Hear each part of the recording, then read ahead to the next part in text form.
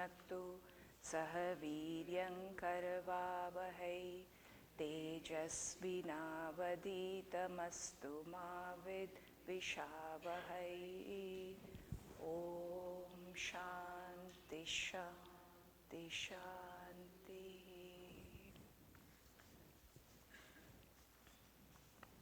Suresh, maybe we can put the board up, the screen. We can raise the screen up. Yeah. So for those of you who are coming late,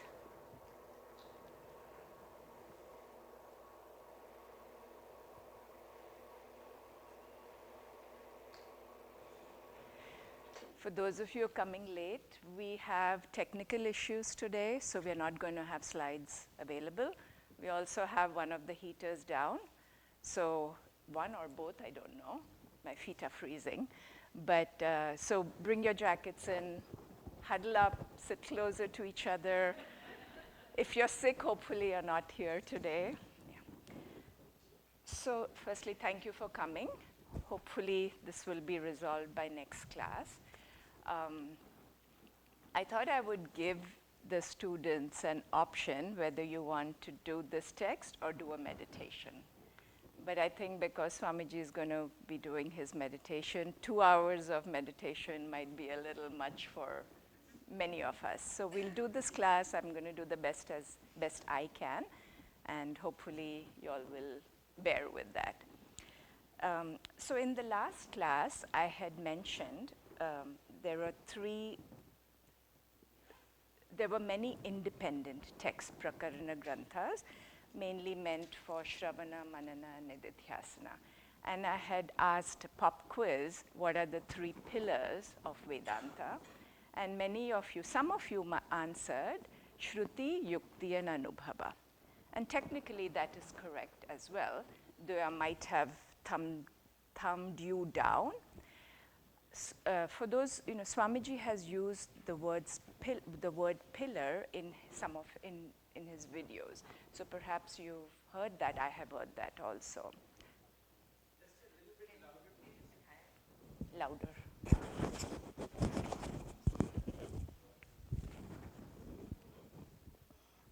If this is working,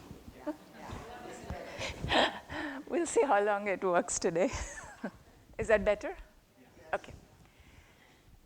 So the 3 pillars, pillars really is not symbolic of Hinduism, mostly of Islam. But Swamiji has used that in his videos and classes. Is that okay? Okay.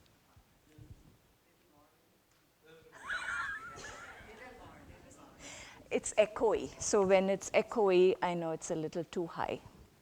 Okay. If you can't hear, please move up in the front now. So when we saw these independent text, Shravana, meant for Shravana, Manana, and Nididhyasana, we can call them as 3 spiritual practices or 3 spiritual aspects or sadhana of Vedantic study rather than pillars. I have heard other teachers use the word pillar for these 3, and you choose what you wanted to, or what you would like to use.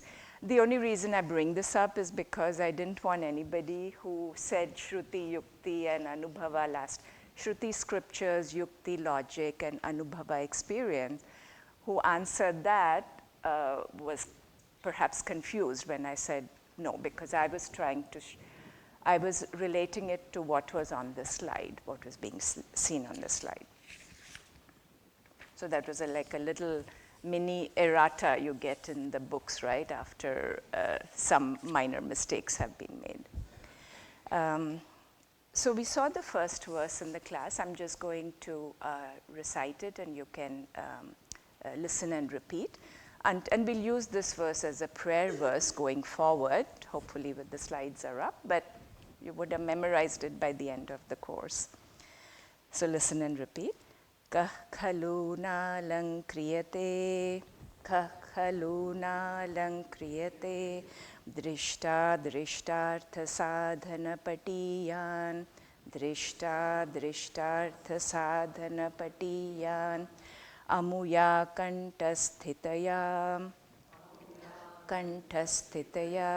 Prashnottara Ratnamalikaya. So we saw the meaning of this verse last time briefly. Kaha khalu nalang kriyate. Who would not want to be adored or want to be benefited by what? Prashna Uttara Ratnamalikaya, by this text that we are studying, by this a necklace or garland of ratna, precious stones, which are in the form of questions and answers. And how would we want to be benefited? Amuya kantasthitaya, keeping it readily available for us, readily available in our memory or in book form, keeping it readily available for us,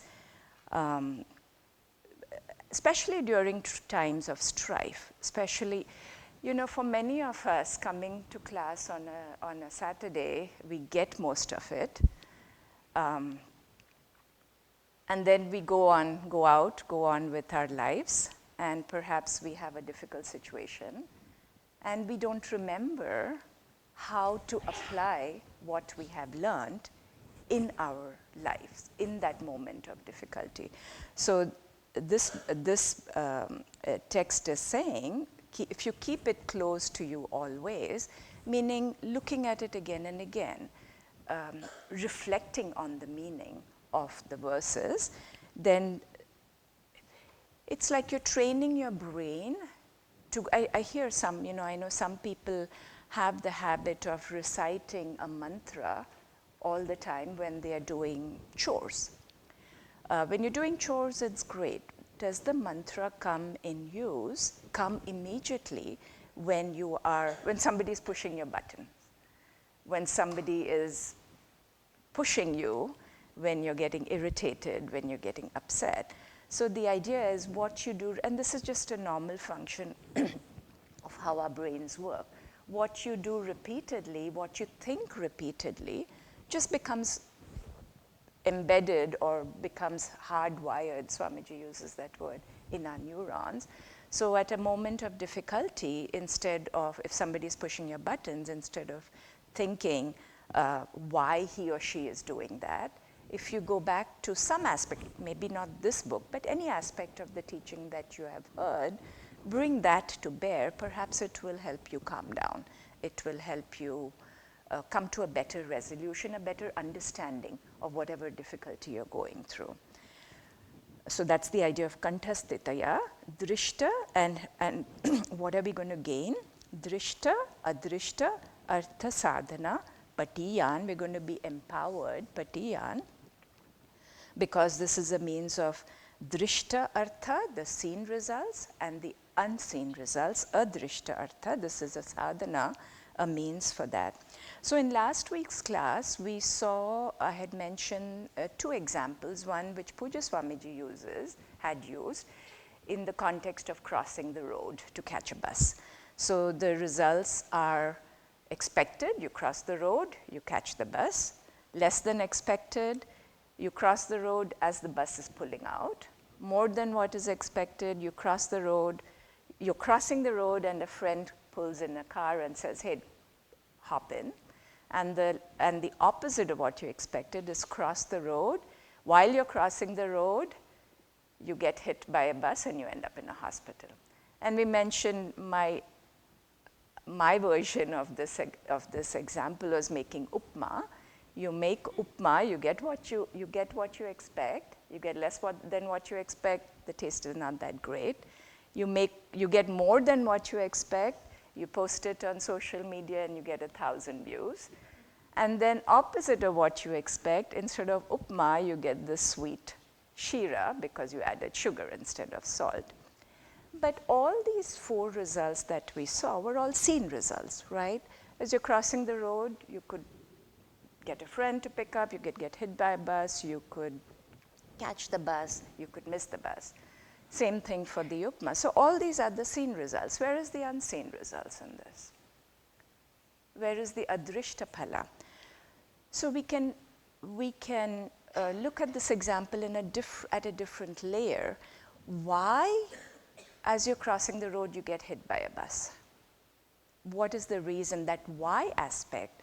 Or why does a friend pull up at the exact time that you want to catch a bus? So the why aspect can be taken as part of the adrishta, or unseen results.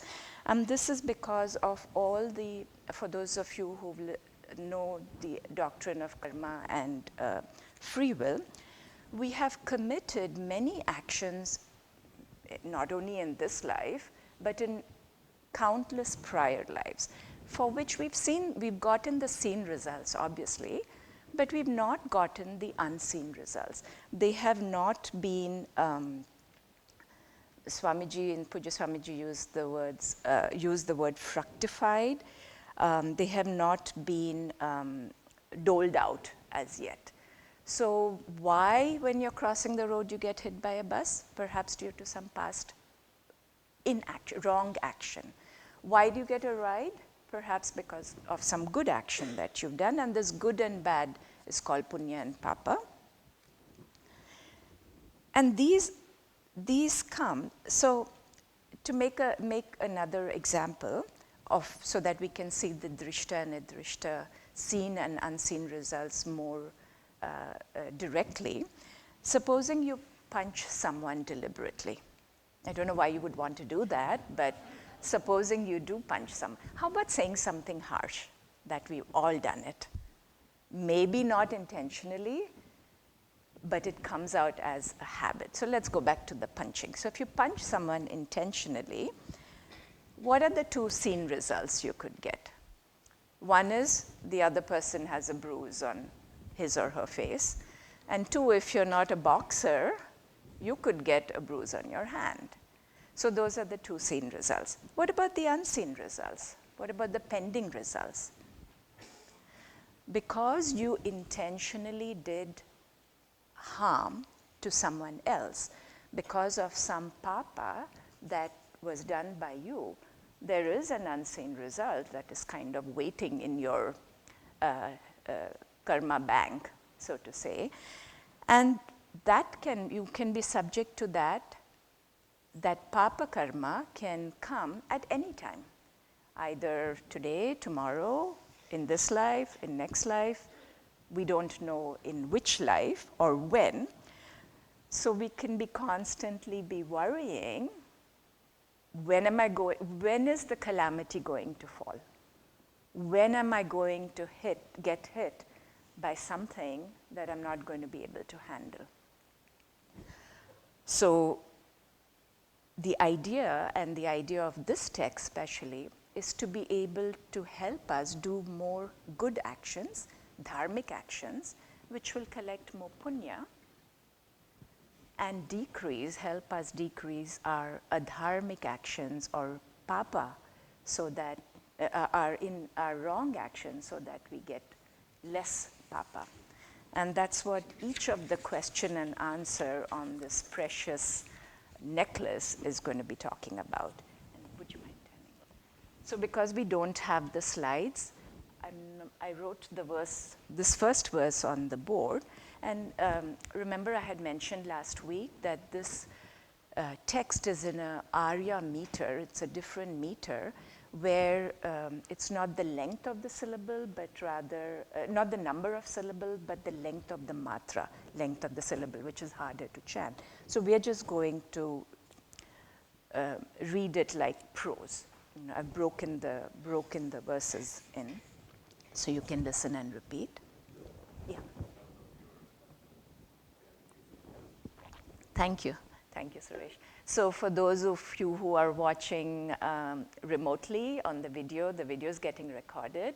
We have the PDF text available on our website under teachings. I don't know I guess it's also posted under YouTube, in the YouTube link somewhere. So please pull up the text. Yeah, you're watching here in person. For those watching remotely, if you can't see you won't be able to see the board because the cameras are not moving. And if you can't see from the back, please move up in the front. So listen and repeat. Bhagavan kim upadeyam kim guru vachanam heyamapi kim akaryam. So Bhagavan, O Lord, kim upadeyam. What is to be taken? What does that mean? What is to be taken means what is to be embraced, what is to be accepted, what should be guiding our lives, what should guide our life. And one word answer, Guru Vachanam, the words of the Guru, the utterances of the Guru, the complete acceptance and attention to the teachings and ideas that the Guru is sharing with us. To accept the Guru's, to pay attention, to learn from the Guru's conduct. So when the verse is saying, take the words of the Guru, does this mean we should have blind faith? And this is a little tricky aspect for many people who are very enmeshed in bhakti, which is a great thing. Bhakti culture is very good, but most of us, I should not say most of us, all of us have brains, hopefully, and we all have the capacity to think, and we have a questioning mind. Many of us have a questioning mind. Some of us are more prone to following. And that is a very beautiful aspect, but some of us, just the blind faith is not enough. It doesn't satisfy us. It doesn't satisfy our mind. There are some very orthodox traditions, cultures, who, the people are so, the Guru is given so much respect, and there's so much faith in what the Guru says, which is really a beautiful thing. But they won't even go out of the house without checking with the Guru because of, planetary positions, and is this correct? Is this the right time? What will happen? So obviously this is not what the verse is saying, but it's saying listen to the words of the Guru.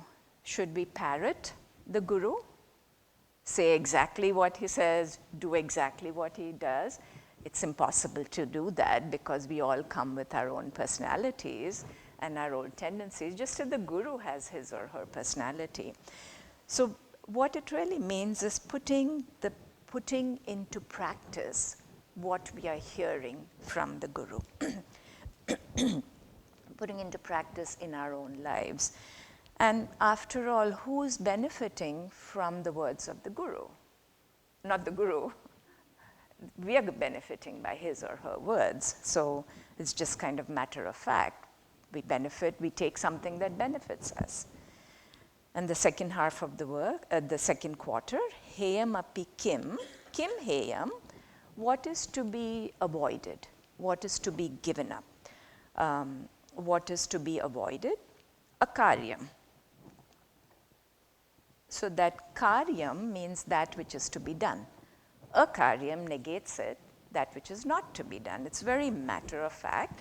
So it's that which should not be done, meaning improper action or adharmic action. It's a very matter. Remember last class I said some of the answers, some of the questions in this text are very profound, very Vedantic, and some answers, some questions are just matter of fact, common sense. So this answer seems like a very matter of fact answer. If you, I thought of an example of like a 4-year-old child traveling in a car with the mother or with the parents, and they're going on a vacation, and a 3 or 4-year-old boy who doesn't even have understand the concept of time, what time is, keeps on asking the mother, Mommy, when are we going to get there? Mommy, when are we going to get there? Nowadays, the cars which come have a very good feature, I shouldn't say good, have a feature to help the parents, because in the back seats they have cameras and their little TVs. So you just press the program for the child and the child is quiet throughout the journey. So the mother will answer, the child doesn't understand time. So ultimately, after the nth time, the mother might just say, we'll get there when we get there. It's just matter of fact. So many people also question, I am a good person. I am doing my duties. I'm just going to interrupt for a minute. Would you mind closing the door? I think it's quite cold inside, so thank you. I am a good person. I do all my duties. Do I need a guru? Do I need to study? Merely doing our duty is not enough. That is the least, what is that, LCD? Least common denominator. I learned this in school. It's the least requirement needed to lead a dharmic life, needed to feel conflict free. So we all do, most of us do our duties, do our karmas. What is the attitude with which we do our duties? Are we resentful? Are we frustrated? I see this happening a lot in families, when many times it's one spouse who does all the housework, the other spouse, I'm not saying man or woman, you have to see in your own life what is happening. The other spouse comes back, or maybe works from home, and after the work is done, both the spouses are working, okay? After the work is done, one spouse goes and sits in front of the computer or the TV, while the other spouse has to do the dishes and the cooking and whatever. You're doing your duty, and if you're feeling resentment, irritation, that is merely doing your duty. What attitude you do your duty with is karma yoga. What you're doing is karma, not karma yoga.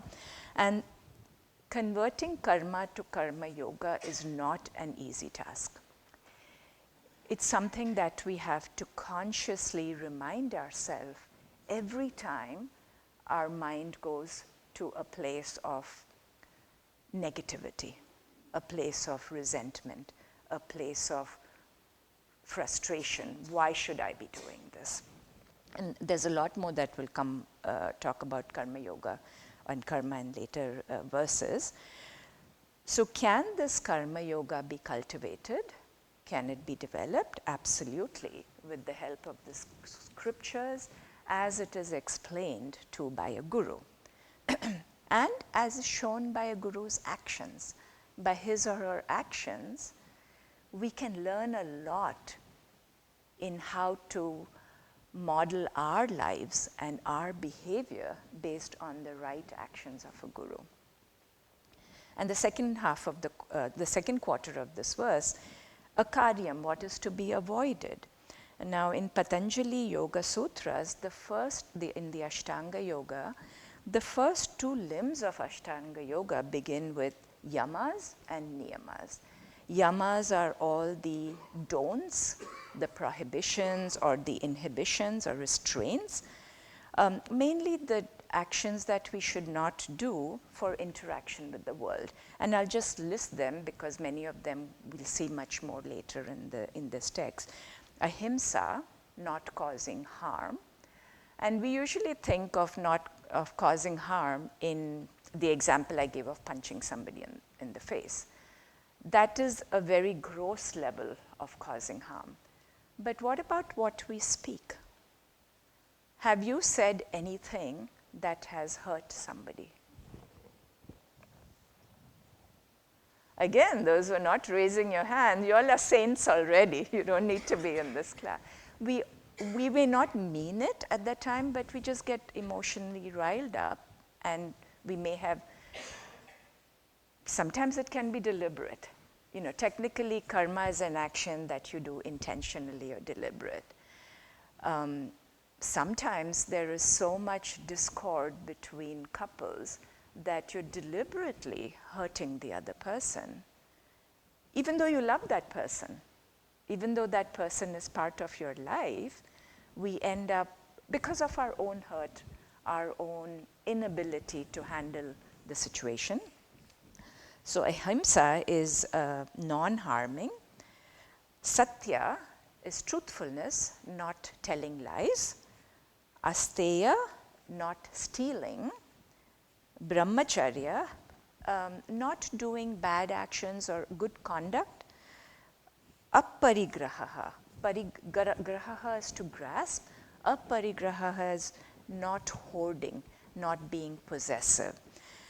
And I actually looked this up because I know a few people in my own lives who have, and I know, through students, there is a mental disorder. It's listed as in DSM-5, hoarding disorder, which is a type of obsessive compulsive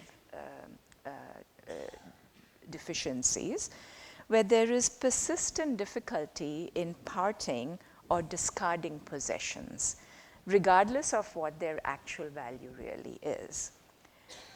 And I see when some people in this country who've lived here for a long time, they need to downsize. They've retired now, they need to downsize. How difficult it becomes choosing what you want to keep, what you want to let go. I had heard of this many years back. I don't remember where or who I heard it from. And all of us have some measure of this hoardingness in us, and it's just a degree of it. So I had heard somewhere, and I tried to practice this. If there is, say, a pair of clothing or shoes or any item in the kitchen, a utensil that you've not used in 5 years, you're never going to use it. Get rid of it. You can cut it down to 3 years. Whatever works for you, whatever you're comfortable with, but just being aware that this act of possessiveness, hoarding without taking somebody else's property that's the one we're talking about, not obviously taking something that belongs to somebody else. And I won't mention the politics that's going on now, wanting to take something that doesn't belong to you. But we can be working on this aspect too as a prohibition. And then there are the niyamas, which are the do's, which are the practices or injunctions, which are mainly personal observances, what we need to do for our own sake. One is shaucha, which is purity or cleanliness, and we'll talk about this coming up. Santosha, contentment, being happy, being content with what is, with what you have, what the situation is. Tapas, self-discipline. Many people do undertake fasting or religious observances, like I think now many people go to Sabrimala. They wear the mala to go and visit the Sabrimala temple as a tapas. Swadhyaya, study. And Ishvara pranidhana, surrender or devotion to God. Many of these virtues are going to be elaborated in the text later, so we'll look at them shortly.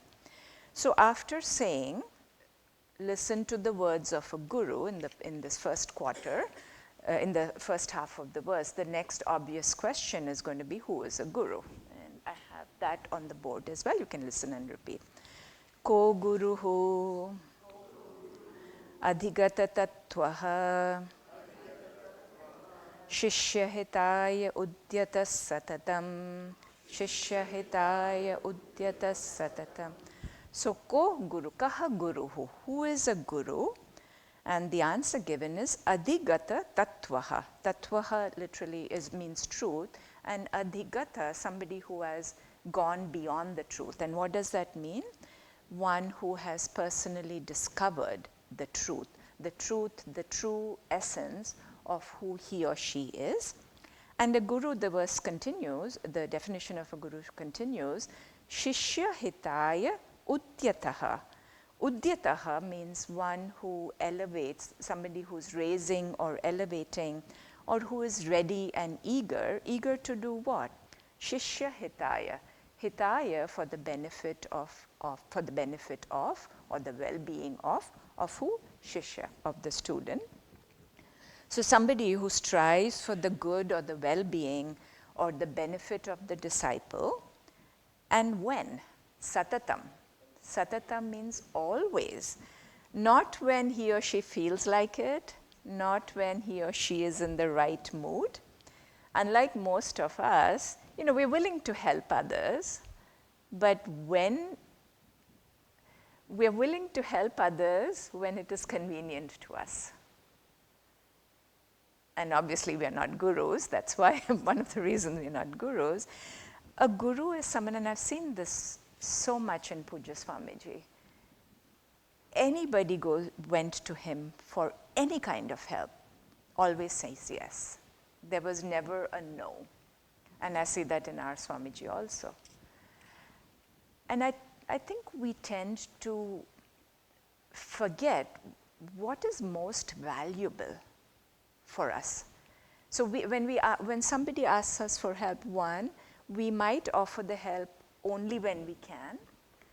We might offer the help of what we can, and not really what the other person needs. Sometimes people, actually that doesn't come here. So guru is one who is always willing to help others and is always striving. So why do you think, many of us know Swamiji deals with chronic dizziness, but he makes it a point to come and teach here every week as much as he can, because not for his sake, but he's striving for our benefit, because knowing what he knows, he's sharing what he knows, and that's benefiting us. So a guru is always striving for the good of the people. In Bhagavad Gita, the chapter 2, last 18 verses of chapter 2, describes the characters of a sthita prajna, the one who is realized, who is a guru. And there is a definition of the guru from Mundaka Upanishad. It's a long verse, so I can't write it on the board. Many of you have heard it. I'm just going to recite it. You can recite with me, even though it's not part of the text. This is from Mundaka Upanishad 1.2.12. Parikshya lokan karmachitan, pariksha lokan karmachitan, brahmano nirvedam, brahmano nirvedam ayat, brahmano nirvedam ayat, nastya krita kritena,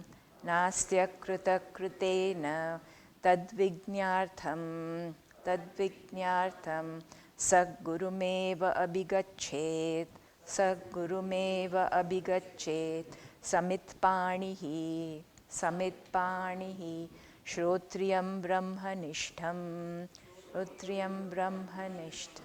I think many of you have heard of this verse in other contexts, but this gives a very good definition of who a guru is.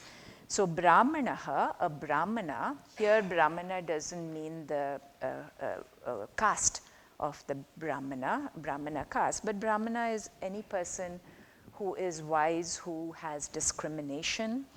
Pariksha having examined lokan, the worlds, or the worlds of his experience, having examined his experiences. Karma chitan, which are born out of karma, which are born through his or her own actions. So a brahmana person, having examined this, nirvedam, he gains dispassion, he becomes free from desires. Ayat, he is reflecting, or through the understanding. And what does a wise person understand? Na asti akritaha kritena. Na asti, there is nothing here, akritaha kritena, that is nothing eternal, which is akritaha is a code word for moksha or eternal, kritena, that is produced by action. So no amount of our actions can make us free, can make us liberated, can make us free from striving, can make us free from dealing with difficult situations. So na asti akrita kritena tad vijñārtham. Vignya artham, for the sake of gaining tad vignya, that knowledge of the eternal self, of the true self, what does he do? Saha gurum eva abhigachet. He approaches a guru. And what kind of guru? Shrotriyam brahmanishtam. These are the two key words that describe who a guru is. Shrotriyam is one who is well versed in the Vedas, and Brahmanishtam is one who is abiding or established in Brahman. Both these qualities, a Shrotriya and a Brahmanishta, are essential. And the reason being, Shrotriya, somebody can be very learned in Vedanta. But if he or she cannot articulate, firstly, there are many gurus who self-proclaimed gurus of Vedanta who don't perhaps know Sanskrit properly, and what they are teaching may not really reflect what the scriptures are actually saying. So somebody can be very learned, but if he or she cannot speak correctly, speak properly, articulate the teachings correctly, then what use is that to the students? I remember when I was in college, I had an excellent, a person who was really a very, one of these geniuses kind of people, but she couldn't teach, so her level was so high up there, coming down to, and we were undergrads, so coming down to the level of an undergrad, at the level of undergrad teaching was very difficult. It's a challenging task. So she would come into class, talk for 50 minutes. None of us would understand a word of what she's there because she's teaching at that level. We are all at this level.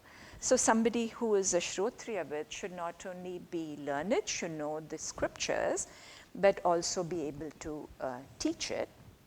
And the second quality is Brahmanishtam.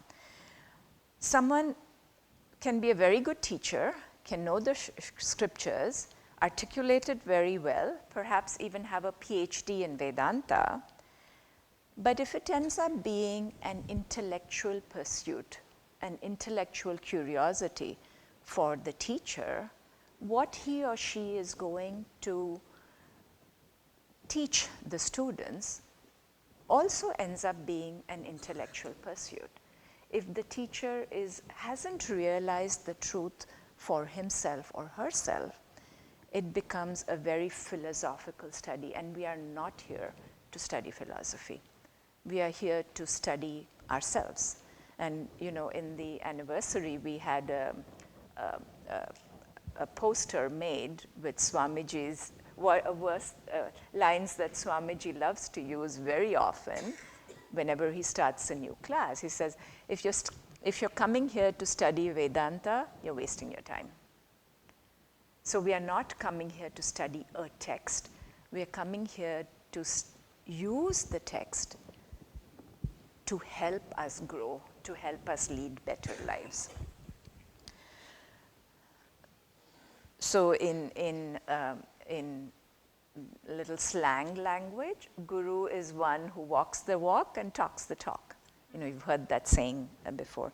And then how does a guru approach, how should a student, once you have a guru, how should the student approach the guru? Samit panihi, is that what? Samit pani. Samit is the sacrificial wood that was used in yajnas and homas in ancient times. And in the samit pani is hand, so taking the sacrificial wood in hand. It's symbolic because one, the student is giving the guru dakshina in the form of this wood, because wood was very precious at that time. But it was a precious commodity, but it's also an indication of humility, because the student is approaching the guru. It's not like what in olden days, it's not like, we have it really easy sometimes in the current times, and especially post-pandemic. If we want to listen to a teaching without going anywhere, what do we have to do? What do we have to do? YouTube. Well, these classes are going to be on YouTube. You just turn your phone on or turn your computer on. I feel the aspect of humility goes down when you do that, because one, you're not interacting face to face with the guru.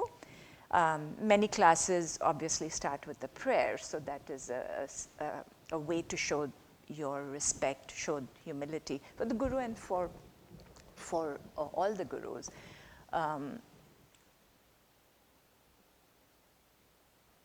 But many times we have the computer or the YouTube or our phone turned on in a class, and what are we doing? I'm guilty of this too sometimes, multitasking. So where is your attention going? Where is the Shraddha? It is one more thing you're listening to. You're listening to bhajan, you're listening to some Bollywood music, you're listening to some recipe, you're watching some recipe on the internet, you're learning some new trade or new tool, you're using some new internet to learn how to fix your heating. And you're learning one more thing, one more aspect, and that, I'm not saying, obviously there are pros and cons to this. We have all these teachings so easily accessible. But the next time you turn on a pravachan, a spiritual discourse, just give yourself a moment to think about where your mind is, how your mind is. What is the attitude with which you're coming to listen to the teachings, even at home? So ultimately, a guru is, the underlying principle of who a guru is one who always has your well-being and who is agendaless. So if there is some guru who tells you, you have to give a donation every time you come for a class. Donations are needed to run a center, to help the guru, because if a guru charges a fee or a tuition for any class, then you have to kind of think about. I do understand that money is needed even to host YouTube or host a webinar or a seminar. But if the guru insists, then you might want to think about whether that guru is right for you. And how do you know if you have the right guru? Ask yourself, very simple question. Ask yourself, am I growing with what this guru is teaching me? Am I becoming a better person with what I'm learning from this guru? And if you say yes, that is the guru for you. There is no doubt. If the teachings of, many times we come with our very preconceived notions of, I know it all, especially if you've listened to, some gurus over time. You've done self-study. The self-study people sometimes are very dangerous. Dangerous in the sense not causing harm, but for their own sake. Because it's I know it. If you listen to a class with that attitude, nothing goes in. Because you're coming there, you're listening to the class to test the knowledge of the guru, not really what you can gain from that. So listening to a class, dropping all your preconceived notion. If you have questions, obviously doubts, best is to get them clarified, because that's how we learn. So a guru is really agendaless. If you are learning from what the guru is teaching, what the guru he or she is talking about, if that's helping you, that's the guru for you. And then the next question people always ask, can I have more than one guru? So because there are some traditions which will say you have to follow their guru and their guru only. There are very religious orthodox traditions which do that. We begin our classes praying or paying homage to the lineage of gurus, Sadashiva Samarambham. So you can have. So for people who are coming very new to Vedanta, guru shopping, guru hopping, like bar hopping. Guru hopping can be a little dangerous in the beginning because you don't really know enough to judge or to know whether a particular guru is the right one for you or not. So best is to listen to a guru for some time and then determine if he is a Shrotriya with and Brahmanishtha. If you can't determine that, just listen to the teachings and see if they're helping you. The caution for newcomers is this: if you go to listen to different gurus, and especially listen to different gurus from different traditions, it causes a lot of confusion because you don't know which is the right one. And you don't know which tradition to follow, which works best for you. According to me, of course, Advaita Vedanta is the best, but I am not biased at all. And I'm sure many of you who've been Advaita followers of Advaita Vedanta feel that, but doesn't mean Dvaita and Vishishta Advaita are not good. They might work for some people and good for them. So it's just being a little selective initially in which guru to follow, and the best way is to quote unquote try out different gurus and see what works for you. And there's one more verse which comes from one more shloka which comes from Yajnavalkya Smriti, which defines who are the gurus when we say more than one gurus. I'm going to recite it, and it's not part of our text, but it's just an extra verse.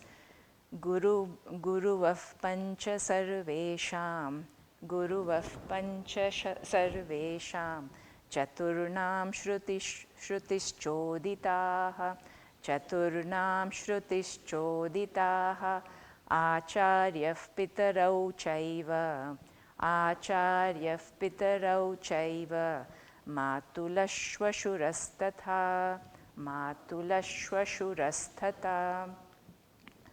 So Shrutihi choditaha, the scriptures say or describe Chaturnam, for the four.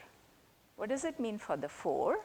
Meaning the four classes, varnas of Brahmana, Kshatriya, Vaishya and Shudras, meaning pretty much for all people. Sarvesham Chaturnam, for all the four classes. Pancha Guruvaha, there are 5 gurus. What are they? Acharyaha, Acharya means a guru, a teacher. Pitarau, Pitarau for our Sanskrit students, this is a type of Dvandva compound, which means Pita and Mata, father and mother. Pitarau, Pitarau, so the mother and father. Acharya, mother, father. 3, Matulaha. Matulaha means maternal uncle. And the reason maternal uncle was mentioned, because many times even today, the maternal uncle helps take care of the child. So the child becomes very close to the maternal uncle. Obviously, the maternal uncle needs to be a role model for the child. If the uncle is like Shakuni, who's the maternal uncle to the Kauravas in Mahabharata, or if the maternal uncle is like Kamsa to Krishna in Bhagavad Purana, those are obviously not good teachers. And then Shvashuraha Tatha, and Shvashuraha is father-in-law. And for some of you who have difficult fathers-in-law, you might be wondering why. And in ancient times, in the joint family system, usually the father-in-law was the elder in the house. And you would expect he or she would be dharmic, would give the right advice to the son and the daughter-in-law. So, Acharyaha, Pitarau, Pita and father and mother, these were the first 3 in the verse itself. So, these were the most important. Matula and Shvashuraha, it depends. So, I think we will stop there, because it's almost time for the next class. And I do apologize that we had these technical issues, but and weather issues, but we deal with it the best we can. And how is, I didn't see any of you getting irritated. No, yeah, thank you. No, getting irritated with maybe having to see the whiteboard or maybe having to wear your jackets in the class. So we all have one Ratnamala already. We're all enlightened. Okay, we'll end with our prayers.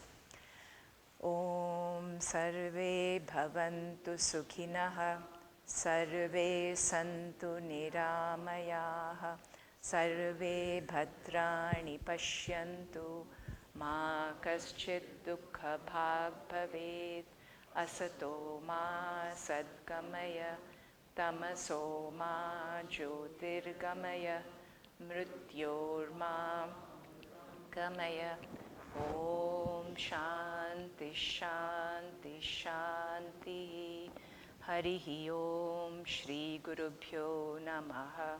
Harihi Om. Thank you all for